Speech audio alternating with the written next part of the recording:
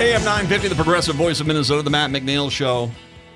We've got a huge story. Oh, this is huge. And I got to tell you, I am knee-deep in news stories today. But this one is huge because this is going to be a huge economic impact to Minneapolis-St. Paul, once again showing that we are a beacon, a city that people are trying to come to. Joining us right now is Tom Gump. He's with Rotary International. He's the aide to the Rotary president. I think that's a gig you're picking up this year, right? Right. Starts July 1st. Starts July 1st. He's kind enough to join us because you have Rotary's got a huge announcement for 2029 for Minneapolis, right? We do. Absolutely. All right. You have the floor. What's going to happen? Well, every year we have an international convention where the whole Rotary world gathers in a city. And we haven't hosted that in Minneapolis since 1974. So after a 7-year process of trying, the board of directors last month voted to have its 2029 convention right here in Minneapolis. Wow. Now, this would be the third time they've actually been here, and because Rotary has got a long history. Yes, 118 years. That's 1928. That was the year before my dad was born. 1928 was you were here your first time. You brought in 1928. They brought 10,000 people into this town. Absolutely. It must have been chaos. Yeah. We have the infrastructure now to handle much more than that. Hopefully, we'll have double that. I'm going to guess the Marriott wasn't there at that point. The Hilton wasn't there probably. I guess we were more bed and breakfast, boarding houses and barns, that sort of thing. 1974, you guys were here as well, and once again, 10,000 people coming into town. Correct. Wow. We should list off. This is to give people an idea what a really cool this is for Minneapolis. This year you're where? Singapore. And then next year you're in? Then we're in Calgary. Taiwan, Honolulu, right? Correct. Then the Philippines in 2028. Yes. So we're competing internationally with the largest destinations, largest venues, largest places that are bringing in large crowds as well. And Minneapolis is back at it again for 2029. Absolutely. I understand there were about a dozen cities who turned in applications, and then there was a site visit between the two leading cities, and then Minneapolis was chosen. Fantastic. Let's back up a little bit if we can here. Why don't you just give everyone out there just that overview. What is Rotary? Well, Rotary is a membership organization that does service, and I personally believe they do the best service in the world. We do everything from child literacy to wash projects, water, sanitation, hygiene. Locally, we do food shelves and everything like that, but we do projects around the world. Our president-elect and I were just in Pakistan watching them build smart villages because there were floods that dislodged people from their homes. And, of course, our number one external priority is eradicating polio, which will be the second disease ever eradicated, smallpox being the first disease. Mm-hmm. And we raise with the help of Bill and Melinda Gates Foundations and our other partners, World Health Organization, Gavi Alliance to get rid of Gavi Vaccine Alliance. But we raised $150 million. We raised 50, and then it's matched 2-for-1 for the Bill and Melinda Gates Foundation. These are not light projects. I mean, they are not, and this is. There are a lot of great service organizations that are out there, but you are tackling real worldwide tough issues, which dealing with the day-to-day life of people. I mean, that's impressive. Yeah, it is. We go in and we change communities' lives. I've been to Honduras where we've done fresh water projects where they didn't have fresh water, and the infant mortality rate's 85%, and then it gets down to 25% after we give them new water. And I can give all kinds of examples of projects we've done around the world. It's amazing. The Rotary is still a beacon out there, and this is what's interesting is, I mean, I'm 55. I've grown up, and I remember going into a town and you'd see 20 signs of the service organizations, and slowly, sadly, unfortunately, a lot of them have whittled away, fallen by the wayside, and not there. But Rotary has stayed strong. What is Rotary's secret on that? How have they been able to, through the changing times, through the changing ideas and mentalities, still been able to be there and be the force that Rotary is? Well, a few years ago at our Council on Legislation, which is basically our parliament, we decided, this was back in 2016, that we would allow clubs to meet different ways. So we go out into the community, we reach out to those potential people of action, and we let them meet the way they want to.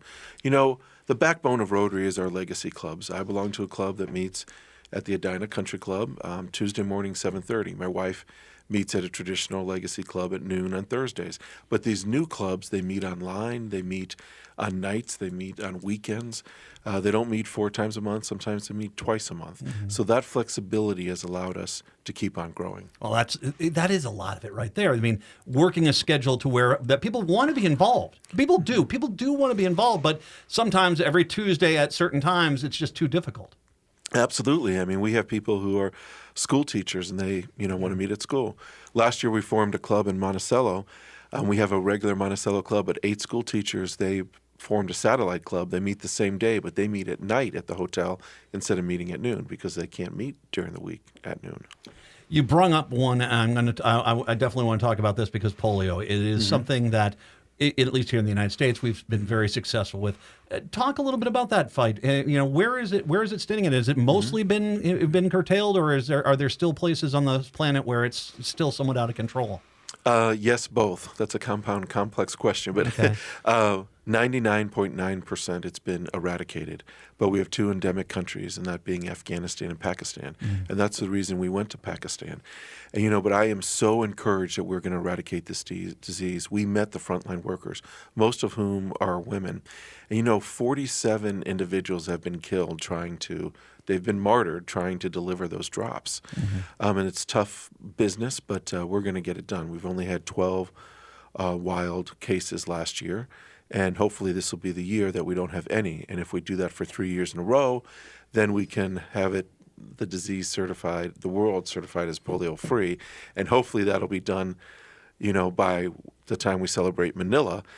Because that'll be 2028 in the Philippines, and that's where this all started.